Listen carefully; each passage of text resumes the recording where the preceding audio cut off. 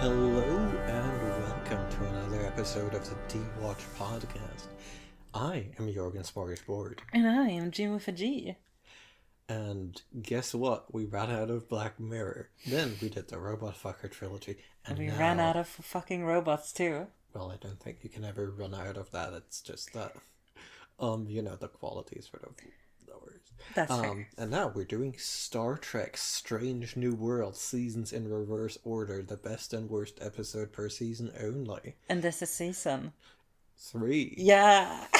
I thought it was, but I was going to confirm with the Star Trek lore master first. And we have watched 4.5 Vulcans. Yes. So, what was the previous episode called again? It was the Salot that ate its tail. Yeah. Which I at the time predicted it was the higher rated episode. Yeah. We are of course watching the highest and lowest rated episode of the season. And I am coming into this not knowing any Star Trek really, apart from what I've been osmosis into. This episode threw me for a loop. Uh-huh. And see, here's the problem. I think this episode is very dumb. It's very indulgent. But the thing is, indulgent can get some very good review scores. Mm-hmm. So I think the weird part is I don't think the last episode was that bad. It wasn't that good. This one is both. I think I have to buy into fan service, and I think I'm gonna switch and say that I think this was the highly rated one. All right. Now, Jim, how up on your Monty Hall problem are you? I can do Monty Hall. All right. So I mean, I was tricked by it as everyone else was first time when my brother introduced it to me. I got really mad at my math teacher. I got mad at my brother, but I get it now. Because there will be a third episode. No, season. really? You're pulling this shit already? Okay, wow. Was this in your plan from the start? Who's to say? I'm gonna have to sit on this for another fucking week. So when there's a third episode, I've thrown in essentially an episode of my choosing. Or according to some criteria. Maybe it's the median episode. Who's to say? So do you want to change your guess? So what I'm really trying to calculate here is, did you come up with this before we started watching last episode? Because I think if I had to, assuming you did, I think last episode was the wildcard episode. And this is either the best or the worst, and I'm still unclear about that. But I think the alternative is that clearly, this episode, very entertaining, no matter its quality. So I wonder if this is the wildcard episode that you throw in, because hey, this is a weird fucker. Well, I guess you can guess as long as you want, because you're not getting resolution this week. I am so mad at you. Tried to reassure myself mere minutes ago that hey, I'm gonna get the info on this one, right? As we're doing this podcast, and I have been robbed. I have had my knowledge taken away from me. I've snatched defeat from the jaws of victory, and I hate that. Closure is for losers. But yeah, so I'm going to be in a sour mood for the rest of this episode. We have watched 4.5 Vulcans. We don't... we should do a yes/no on this episode. I absolutely yes. Yeah, I'm saying you should watch this episode. This is an entertaining episode. So I know a little bit about Star Trek, again, just from pure osmosis, and even then I'm this is fun. Even if I get that a lot of it I think is fan servicey, it's just fun nonetheless. This is I would say this is Rachel, Jack, and Ashley too for me. I think maybe a bit objectively better, remarkably enough, but still very much the feeling of they just had so much fun writing this. Yeah, and I just want to add that we don't have any content warnings for this one. That's right, we're free. It's I don't think that's ever happened before. Yeah, I think this is a comedy episode, right? Yeah. And it's a comedy episode, mostly without dark themed. It gets a bit sexual, but not very. Yeah, not to the point of requiring any warnings. Yeah, no underboob or things like that. Terrible stuff. Where does this episode begin, Jorgen? That's a great They're fucking going question. on shore leave, is the answer. That's right. they they have shore leave lined up, and they're like, oh hell yeah, and we get like a bit of setup here and there, but then it's like, oh no, we're getting yanked away on an adventure, but guess what? It's a bait and switch. Yes, I was kind of, I thought it was pretty neat. Yeah, yeah, no. So, this is quite rare because usually the episodes are somewhat outside focus. This episode isn't. This episode is the crew only episode. But for their adventure, they have to get four people turned into Vulcans, which is Captain Pike, Nurse Chapel, Laan Noonien Singh, and Uhura. or Nyota Uhura. Yeah. Communications officer. See, I know stuff now. Yeah, and they just blazed a mission in like half a minute. Embarrassing Spock in the process because they're so good at being Vulcans. But then they're like, we can't get turned back into humans, and the serum doesn't work, and that's where the actual plot hits the episode. And we get up to a lot of hijinks. Yeah, I think broad theme, messing up your relationships. Yeah. One asterisk there. One person messes up their relationships and tries to start an intergalactic war. I guess intergalactic war. Wait, though, I don't know how galaxies work in Star Trek. It's all one galaxy. Intragalactic war. That's right. But I think she also does mess up her relationships. Yeah, no, but not that much. I think she might actually come off the least bad on that front, remarkably. Yeah, no, she makes gains, if anything. I suppose. Hey, now there's also Uhura who manages to brainwash her future boyfriend, and that's like, Yeah. that's what we should all aim for on the first date. We should go through the plots. So Spock's... Yeah, sorry. No, I was going to say, I think Chapel is the easiest. Yeah, Chapel gets addicted to science, and it's like, I need to cut off all my relationships so I can do more science. Hell yeah. And she dumps her boyfriend, and she Dumps platonically dumps Spock for taking up too much time with her.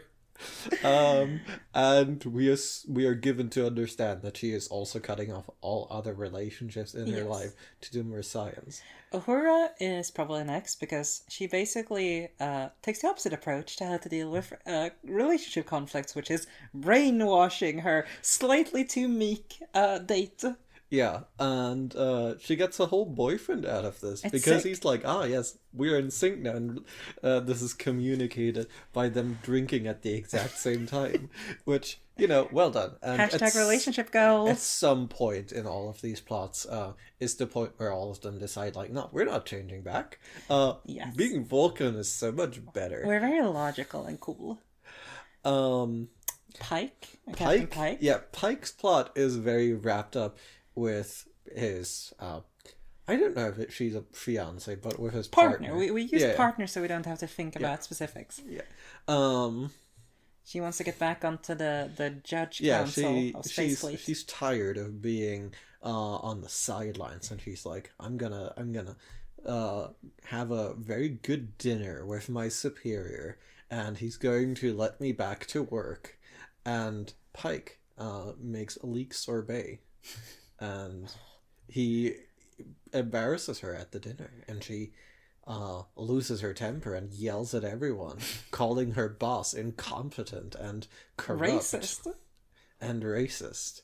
Sort of a racism, nepotism, sort of intertwingle. And then she gets the job. Yeah, and And yell at your bosses, everyone. But kind of actually. When they get changed back, the boss is like, "Oh, I loved that when you yelled at me. I'm going to promote you," which is like the most like fucking like teen soap ending. It is.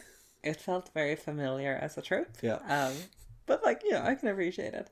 And then we have the best person, the best character, Laan.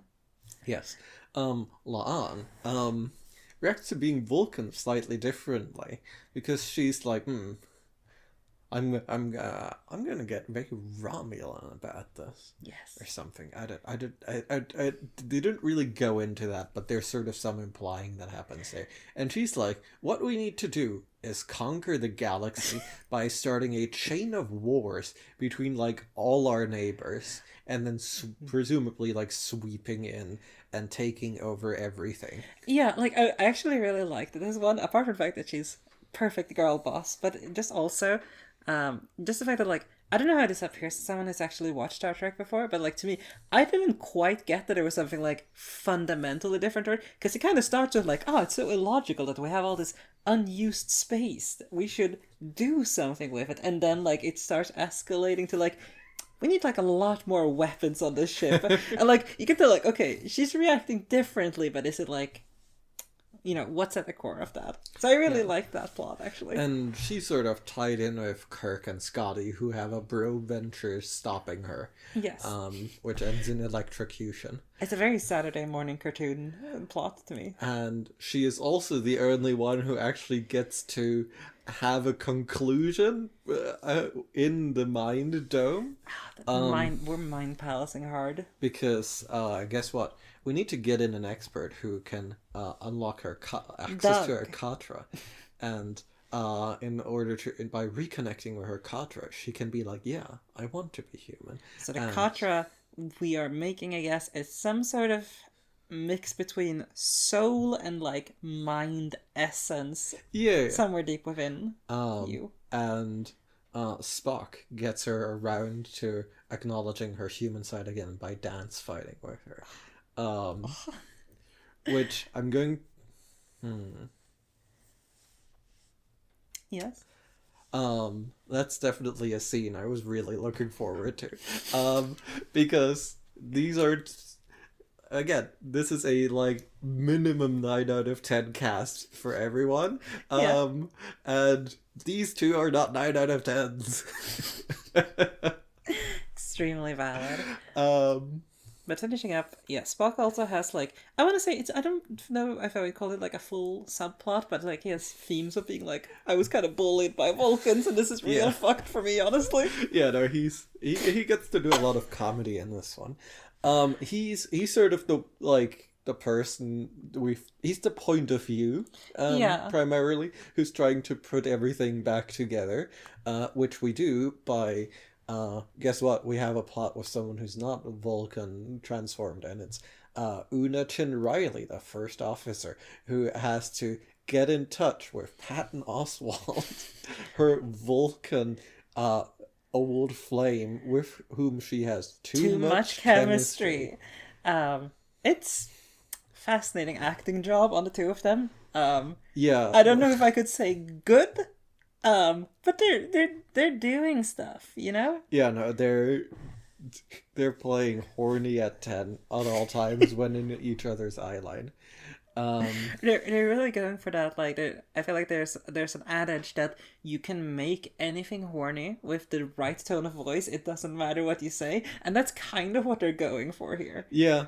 Well, there's, I think also what they're going for is like, I'm too horny to make a good innuendo, but I'm doing one anyway. Exactly. It's perfect. And yeah, no, Patton Oswald / Doug the Vulcan agrees to help.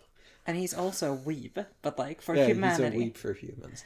And I'm trying to remember, did we get all the plots? I think so, yeah. Yeah. Yeah, I don't think there's much more to it, but it's like, even then, it's incredibly... We've condensed it, and it's already quite a dense episode. There's a lot of stuff to go through here. This is like 5 plot threads going on. Yeah, so I want to say... So there's... I want to start with my experience here for a little bit, because I was so confused for a lot of this episode. Where are you now? And here's the thing. We didn't specifically mention this, but when Spock and the lady... La'an? No. Una? Yes, Una. When they meet Doug, their way of handling the intense chemistry between Una and Doug is to pretend that Una and Spock are married and have 2 kids. And the moment they said it, I was like, I get it. This is just a fan fiction episode. Like, at its core, there's so much to it. Like, okay, we're gonna have a beach episode. We're gonna do random fantastic transformation to suddenly induce conflict after the author has been away for like 4 months and they don't really know where to pick up the story. Lots of just dating and relationships in general, like hardcore shipping episode in general. The let's pretend we're married thing. Oh, classic fanfiction stuff. And then of course the coup de grace of the like fighting into dancing mind palace battle. Also just like small detail, but something about the like, no, one of them actually turns into a Romulan instead of a Vulcan. That's some peak, like, when fanfiction writers have been like, no, see, here's the thing, the writers made a mistake when they stated the lore once, and I am here to fix that because I watched everything. And so that's why, like, because at first I was like, okay, is this a shore leave episode? No, okay, is it about, like, identity? Which is a lot of relationships, and I'm not quite getting it, how those fit together. No, the fan fiction makes it all make sense so perfectly. It was a great moment. Yeah, no, I'm not a big fan fiction person. Yeah. But like I think I get the vibe. Yeah. But like, what is it actually saying though? See, that's the confusing part. And I think, like a lot of fan fiction, theme is not its primary interest. Yeah, its primary interest is clearly comedy. Yes, and a bit of like, romantic and sexual tension thrown in there as well to keep you engaged. So, okay, really digging in for theme.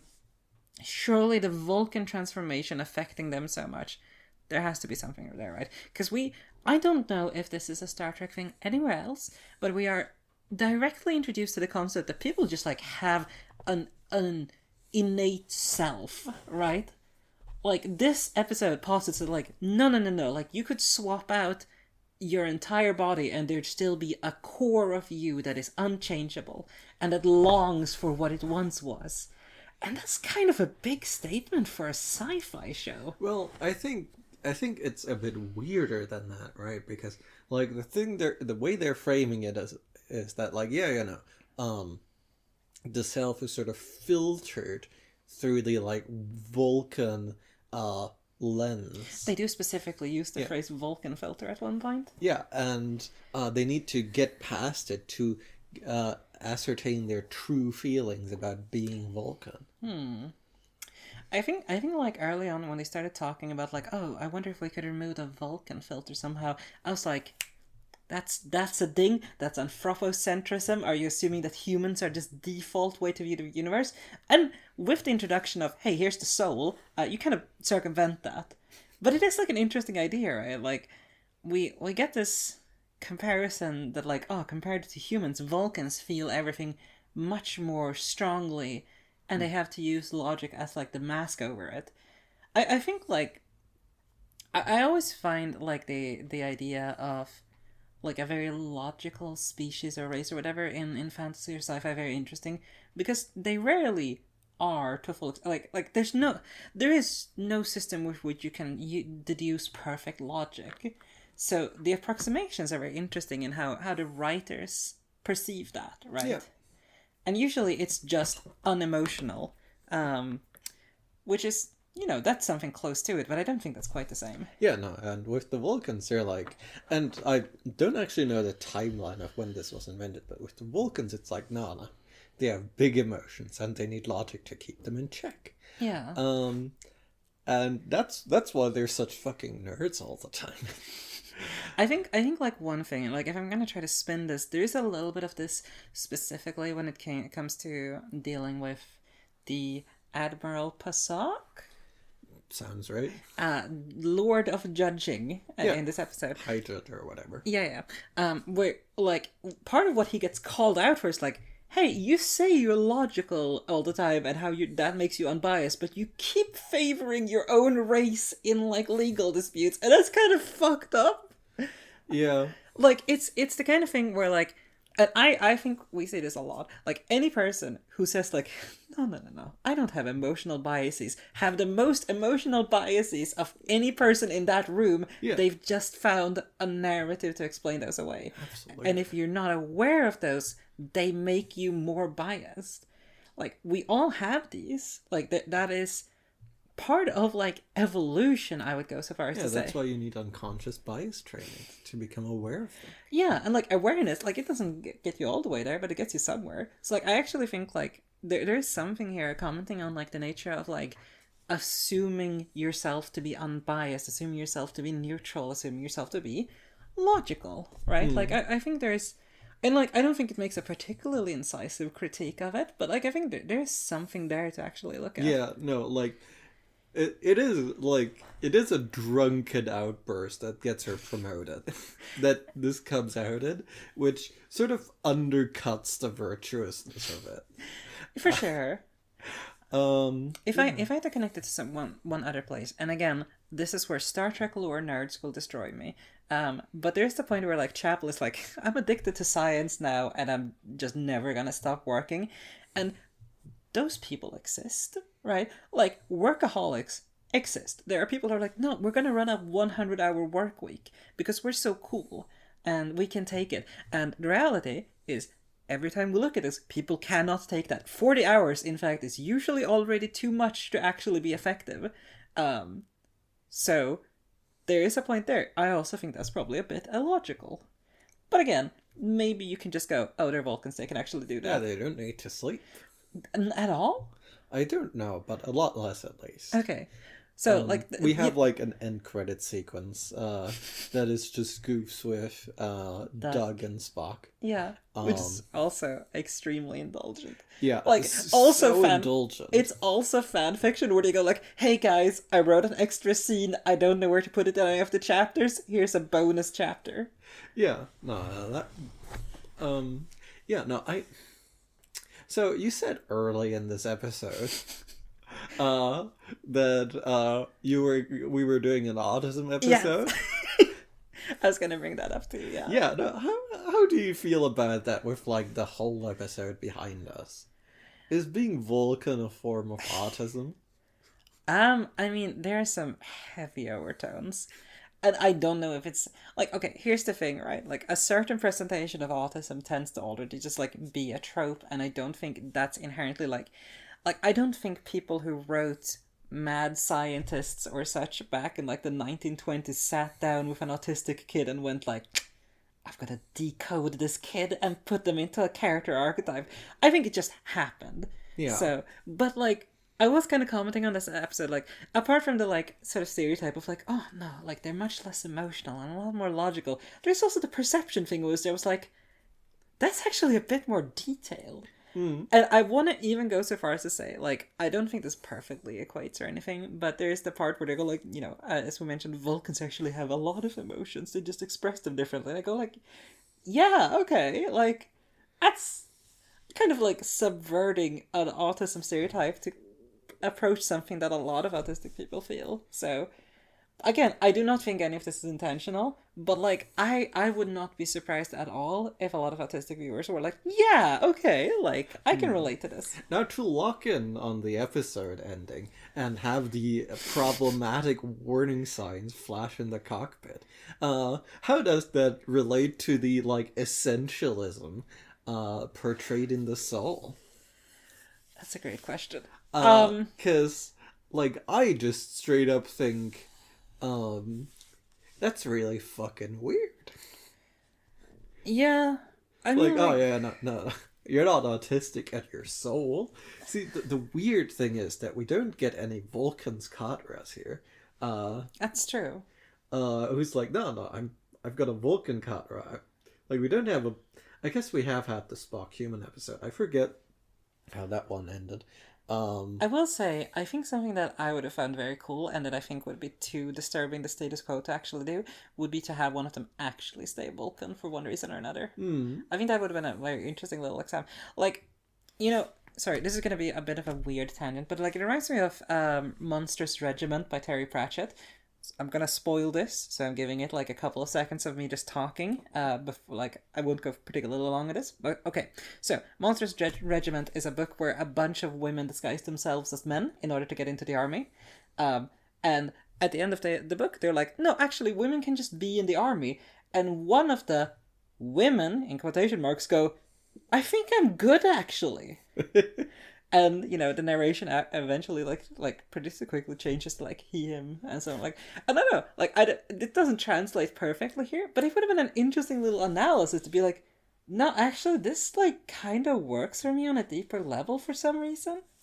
Yeah, no, that's the odd part, isn't it? Like, okay, to swerve Hell yeah. again, and Paul being trans, the other essentialism weird zone into this. There's like an old argument where people were like, you know, like there's some transphobic like tropes in D&D. For instance, like the like belt of gender changing is a cursed item. That's so fucked up. And I've always found this criticism to be lacking because, of course, to understand what trans people are about, you need to understand that being given the wrong gender is a really fucked up experience. So that's an appropriate cursed item for most people. Alright, yeah. And yeah, no, so it like having both sides of that coin, right? I think is somewhat necessary to like see the full picture of like, yeah, no, like your essence and your form do not have to match up. Yeah, like I think one of those things that makes this difficult to analyze for me is just the fact that, like, first of all, I do not believe in any of like essentialism. I kind of believe, like, even when it comes to like stuff like biology, I kind of think you just are what you are. You know, Yeah. like I don't believe in the soul, etc., etc. So like I have a difficult No, time. this is a hardline materialist podcast. I There mean- is no soul. There is no life after this. The world is what we make it. Make it good. But specifically, like on the trans topic, actually, I've heard like some people argue, like make the argument that kind of like, oh, like what if you what if you, whatever definition of you use, got plopped into a different body? Like, wouldn't you still have the same sense of self? And my argument was like, kind of no, like bro, like hormones come from like a bunch of different places in the body, like that alone would change things. And if we're swapping out the brain, you're just a different person. Like that's that's why I have a hard time kind of analyzing this idea of like the soul in this. And I think the other part is that because I'm not used to Star Trek, I don't know what the races are supposed to be. You know what I mean? Like, okay, so to compare, in Mass Effect, they were. This was a time before politics existed. So they talk a lot about racism. And they do that using, space squids and reptile people and so on and so forth, as a lot of sci-fi and as a lot of fantasy does. So they are very explicitly on the board that, like, alien races are just, like, human, quote-unquote, races. I should say alien species are like human races. They are, culturally maybe a bit different on occasion, but fundamentally the same and equal and so on and so forth. And I don't know if Star Trek does that. Like, I just don't know. Yes, because most of their aliens have makeup on the forehead. That's or fair. like ears, elf ears, to be specific. I also, in comparison, like the Vulcan thing, like the Vulcan personality traits, are much more divergent from humans than anything in Mass Effect, really. At least from the like normal species, so to speak. Yeah, no, like they do have very strong like traits. Yeah. One thing I Vulcans are logical, Klingons are warlike. Yeah. Romulans are devious Vulcans, things of this nature. One of the things I wasn't super fond of in this episode is that I feel like it plays a little bit into bad Star Trek stereotype where they, like, to establish that the Vulcans are logical, they just say logic, like, a lot. Like, that's... You can be logical without mentioning the concept. Unfortunately, that is how Star Trek writes being logical. So that's fair. Like, I don't think it destroys anything, but I was kind of like, I get it. You can show, not tell. Like, when you're sitting with someone, it's like, they're doing both, baby. hey, friend. And they're really telling. Hey, friend, I know you've just been broken up, and I'm being validating right now. I would like to validate you in your feelings so I can be valid. Like, I was like shut up. But so valid. so there's a little bit of that. But yeah, like, I do not know what, like, Star Trek races are meant to be. And if they don't have to be clear. But, I mean, like, they've dialed it up a bit this time. Yeah. For sure, right? Like, there is a, like, actual non-like transforming to juice Vulcan in here. Half Vulcan. No, like the full Vulcan, the yeah. Admiral. And yeah, like, I was kind of surprised that he was just like, I'm totally cool with these people transforming into my race, yeah, and nothing feels weird. I guess they just didn't have time to fit that one. But like you can see, like he's playing like quite emotively, like at the end, right, when he's like giving the message. So like, and I think he is a bit more of an outlier, but like it is not like hammed up to 12 all of the time. I had this thought like about a minute ago, which is, I'm gonna pitch something here. The people who get turned into Vulcans in this episode are kind of like, trad calves. Where are you going with this? It's pretty shallow, in all honesty. But it's, like when someone is like, hey, I've been raised evangelical, and I'm a trad calf now, and I fucking am so into, like, Mary. I love the crucifixion. I love having decorated churches. I mean, I don't like the Pope or whatever. Like, it's weird, but, like, I fucking love being Catholic. Just like, y'all, hello. I'm in the group now. So the zeal of converts is like a proverbial thing and not reserved for Catholics only. I just need to flag. Yeah. I think that is kind of like what they're doing, right? They're like, oh yeah, no. We have Vulcans, and they're like, this is so fucking sick. We're going to go ham on this. I think another, like, it's not strictly related to that, but, like, another little interesting point is the part where Spock goes, like, any Vulcan would think it's the most logical thing to be is a Vulcan. And I'm like, you're gonna have to run that by some bias checks for a second there, bud.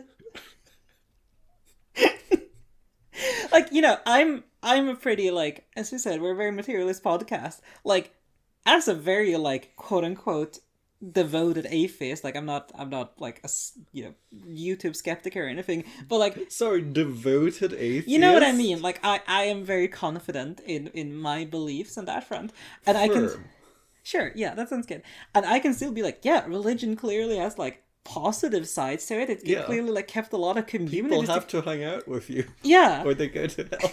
And, like, so that one is kind of like I understand where they're coming from with this argument, but it could also be like, maybe emotions serve a purpose. For example, though I suppose it's a bit complicated by the whole Vulcans have emotions. They have strong emotions. They just logic themselves out of it. So I've been reading a fair bit of sci-fi recently, and, like, some of it has been concerned with, like, well, I guess also the nature of consciousness, but, like, with the sort of animal nature, like, that sort of lies behind, like, or below the, like, veneer of consciousness. And, like, the point in what I've read recently is, like, like, consciousness fucking figment. It's like a leaf on the ocean. Like, there's a lot beneath that. And it's, like, very Freudian. I just wanted to make you uncomfortable. I don't have strong feelings about Sigmund Freud the way you do. Again, I should be clear, I do not want to misrepresent Jim. That's okay, you can misrepresent me. And, like, I wonder, like, one of the things that is, like, that's clearly present in this episode is, like, oh yeah, no, there's, like, there's, like, a nature that, like, fucking claws its way out, like, immediately. And, like, by this sort of differentiation, like, sort of, like, doing a nature-nurture thing, right? There is, like, you could argue that, like, the Vulcanness is nature, and, like, the Katra, that's like, oh, no, I want to go back, please. Like, that's nurture, right? That's sort of like the accumulation. That's not like the fucking like brainstem going like, oh yeah, let's be a dick. Yeah, I would say maybe like the Katra here in a way, like sort of once off camera we had a discussion about the concept of willpower, and I kind of think that might in a way be what like the Katra is about, right? Like it's about like looking above your current sort of like emotional situation, right? Like because like I feel like I am willing to go so far as to say that like I'm a Vulcan, and being a Vulcan, I've decided that being a Vulcan is the most logical thing to be. Maybe that's influenced by emotion. Maybe that's influenced by something else than pure math. Um, so I think, yeah, like it's an interesting comparison. Like, because I think, I don't know how deep the Korkovian serum, does that sound right? Sure. Yeah, okay. The Vulcan serum. Let's make it easy for the listeners. The vulcanizing serum. I don't know how deep that goes, but obviously, like, changing your body would obviously change your, like, outlook on a lot of things, just, like, various little bits, right? So, it is an interesting, like, comparison just to think about that. Yeah. I'm not entirely sure the episode fully delivers that with clarity.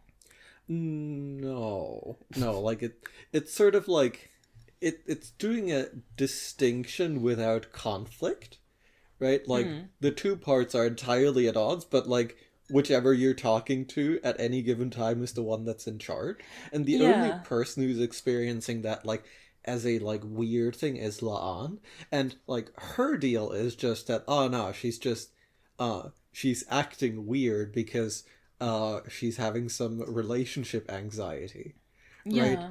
And that's so like she's still not having like the like Vulcan human conflict. She's having the like if I go psycho mode, I don't have to deal with the socks I found in my drawer. There's a TV trope that is something along the lines of "Then let me be evil," which is kind of like idea of like embracing a bad side of you to paper over like other things, to just be kind of like, I reject having to deal with this baseline emotional stuff. I'm gonna start a war. Which is same girl. I've been there. But listen, if you look that good doing it, you're not wrong. But I think like very broadly, I would say like I think that the pivotal word of this episode, apart from indulgent, is filter, right? Like the idea of like how we filter these things. I actually think like it's an interesting take, and like I think as much as it's not focused on really delivering this theme, and it wanders a lot, I do think it's fundamentally about like how we filter our base emotions, and like how we put on these masks. If I'm gonna sound like a Vampire the Masquerade player, like you know, like how do we filter out the base things we feel into something that is a bit more palatable to ourselves or to others? Yeah, no, like to stray a little bit, like I've like over like the last however much time been thinking about like the concept of free will, because like at some point, but not that recently, I arrived at the conclusion that it's an obvious contradiction in terms, because of course, what is your will free of? Like unless it's something like you cannot have free will and also have that will be meaningful, right? If it's like, oh yeah, no, there's quantum entanglements in your brain that produce random decisions, that's not fucking meaningful. And if it's doesn't like actually solve the issue we're talking about. Either your decisions are based in the previous state of whatever, or they're random, and neither of those, one of those is actually better, and it's not the one that people usually refer to as free will. I mean, like, I don't think people would actually think random is free will, right? Like, no. Like, the colloquial idea of free will still implies, like, that you are making decisions, right. but on some, like, transcendental level? Yeah, no, but it's, like, right, it's just, like, recursing and pretending that there's the problem. Like, right, the way... Free will cannot be free from causality, and that's the only thing what makes it meaningful, so it cannot exist. So I'm wondering, like, well, what's a good way to think of free will? Because, like, people care, right? People care about free will. People talk about it like it means a lot. So if it can't be that, what is it? Perhaps it's just my particular academic field, but like I think the thing that strikes out to me most when people talk about free will is the idea of like being divorced from your, like having some, at least what I would probably call obfuscation between input and output, right? Like the idea of like, because on some level you are hungry, you will go get something to eat. This is very rational, and I think if even in the idea of like some abstract transcendental idea of free will, we would still probably be like, yeah, I'd like to go get something to eat. Yeah. But like when you expand that to other things and you go like, this chemical made you do that, people go, no. Yeah, no. So like I've by now arrived at something that I think like is a bit more substantive and fits with this episode, which is why I'm bringing it up. And it's that like free will is essentially like about decisions feeling like they're your own, right? Yeah.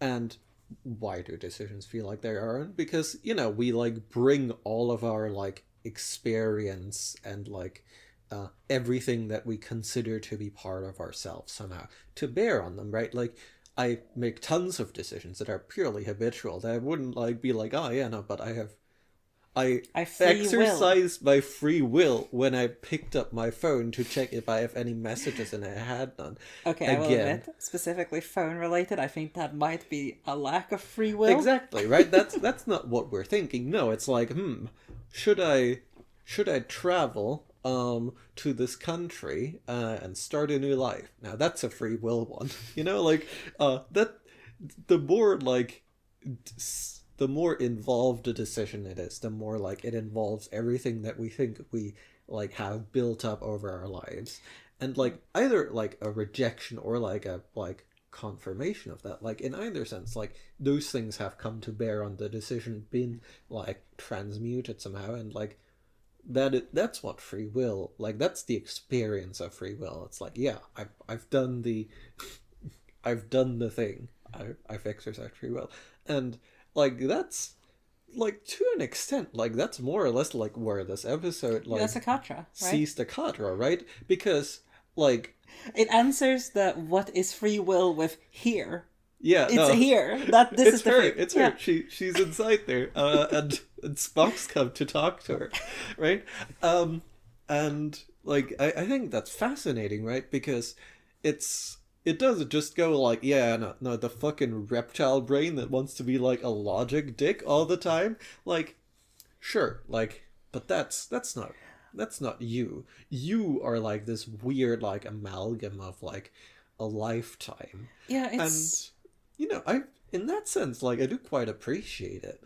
I think it's interesting that like kind of the idea here is that like this episode kind of posits a variety of like Cartesian dualism, right? Like it's saying you have like a mind, and then you have not just a body, you have a body brain mush on the other side. But that's the dualism here, right? It's not mind body, it's mind versus body plus a bunch of the stuff that actually makes the decisions.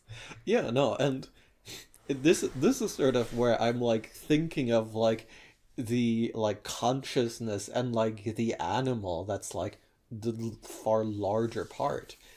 Sort of sci-fi concept where it's like, like the animal's doing most of the work, isn't it? Right? Like, it's doing the breathing. Like, it's interesting because in a way, like I say this episode kind of does an A/B test on Cartesian dualism, right? Like we have a little bit of that in real life. You know, like people have just received certain like hormones, sort of like medications and stuff like that. But this is a lot clearer, right? Yeah. Like, in a way, I think it's a little interesting that, like, one of the effects of the vulcanizing serum is that they all end up keeping on their, like, traditional Vulcan dress clothes or, like, uniforms or whatever it is. And I'm like, are you trying to imply that fashion is a direct consequence of biology? Because that's a hot take. I mean, Spock's wearing his regular uniform, right? I think that's also kind of... And the Vulcan Admiral is wearing his regular uniform. This is just them. This is just tradcaf shit. They're weeabooing this shit. Yeah, no, like... in a completely different angle of approaching this episode, it's a war of the weebs, right? Yeah. We have the human weeb versus the Vulcan weeb. That's actually an extremely good point. I didn't think about it in a moment. I think I was too distracted by Patton Oswald. Patton Oswald, Thank you. yeah. Doug, our boy.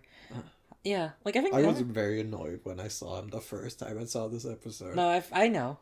I assumed that without you having to tell me. Okay, good. I just needed to put it out there. As one of the few things I distinctly know about actors is that Patton Oswalt pisses you off.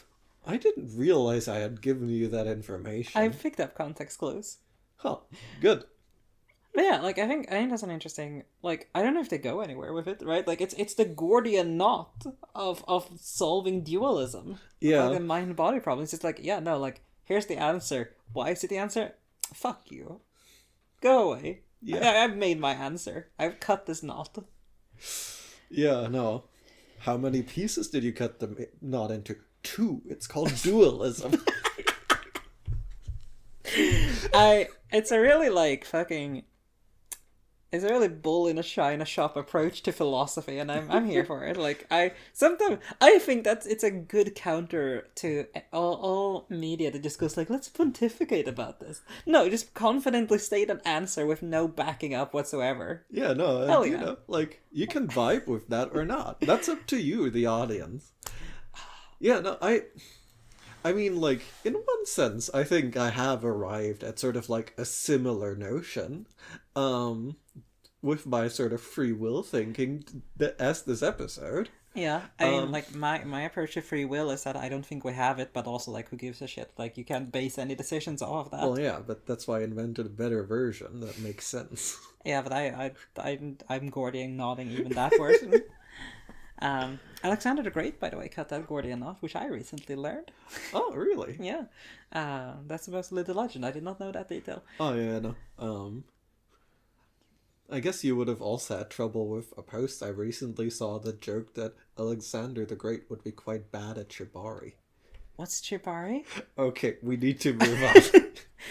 I cannot get that past the content warnings. Oh, it's like that. I see. Yeah. Fascinating. But no, I think like there's a very interesting take, but I think like the thing that I draw most from this is I like the analysis of like intelligence makes us extremely good at lying to ourselves. Like you could just construct very effective arguments, and that is something that I think actually sci-fi is pretty good at pointing out sometimes. Like it comes up in Mass Effect 2, like which is the best, genuinely the best written character BioWare has ever done. Is basically one of those characters who's like, I'm really smart. I also did a war crime, but like I can fast talk my way through this. Oh, you're thinking, of course, of Morden.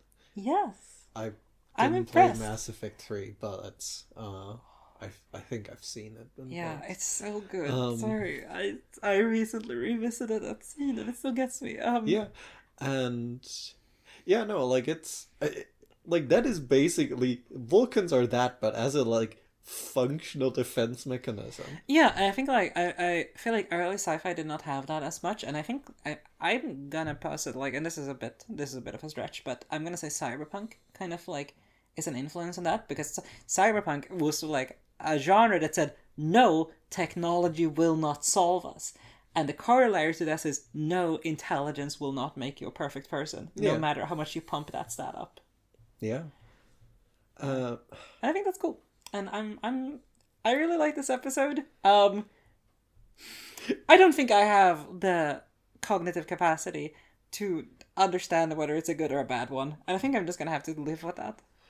Yeah, no, like it's like I think the trouble is like this is like another like hitting like similar notes as Black Mirror in the like just tossing a fuck ton of shit at the viewer and going like, anyway, that's not the point. The point is that they're Vulcans and they're dicks, right? That's the point of the episode. It's but like it's getting a lot of like half-baked ideas out there with it, and like see, weirdly, if this were Black Mirror, I would be a lot more mad at it. I think that's fair. I don't have enough of an attachment to Star Trek in general quite yet to like stake my claim on anything here, but I think you're right. I mean, I think I might be like one of the all-time like goofy Star Trek defenders. Okay. So I think I know where I'm coming down. Right, okay, I wanted to mention one last thing actually, which is that when I said like I fucking got what this episode was about, a part of it is just how horny it is and how like that connects so well to past Star Trek. Right, like how it connects to the like, guess what? The sex pollen virus is back, baby. Everyone is horny all the time now. Yeah, I guess like one addendum I do want to make is that like when I say like I've come down like on like a vaguely similar angle, as like this episode's sort of very tacitly implicit at most notion of like self and free will. I do want to say that like I have never experienced like a jumbling of like my hormones or anything like that. I guess I've gone through puberty, but you know, it's been a while. I hope so. So, you know, that one's not really top of mind anymore. So like that's not really something I have like enough frame of reference to like factor into. That's fair. So like I do think like I am sort of like erring a bit on the side of like, yeah, no, like obviously like there's intelligence and not giving the animal enough credit. But you know, like I probably like, you know, I'll have to engage with the animal sooner or later. It's fair. Okay, where are we heading next, Jorgen? Now that you pulled this shit on me. The third episode in season 3 that might be the best, worst, or one of my choosing. It's about making a documentary. And we'll see, I don't think we're getting Pike, but we're getting Neoda's boyfriend again. Really now? Yes. Interesting. Yes, interesting. I think it's chronologically actually before this, and there was a mild reference to it. Oh, well there you go. But yeah, next week we're watching the documentary episode of season 3, which I do not have a name for on deck right now. But if you know, you know, and if you don't, that's fine. Maybe we should do that for Completely everything. Fine. Maybe we should do that for everything. Trigger warnings. If you know, you know. Yes. We'll see y'all on the other side. Thank you for listening. Cheerio.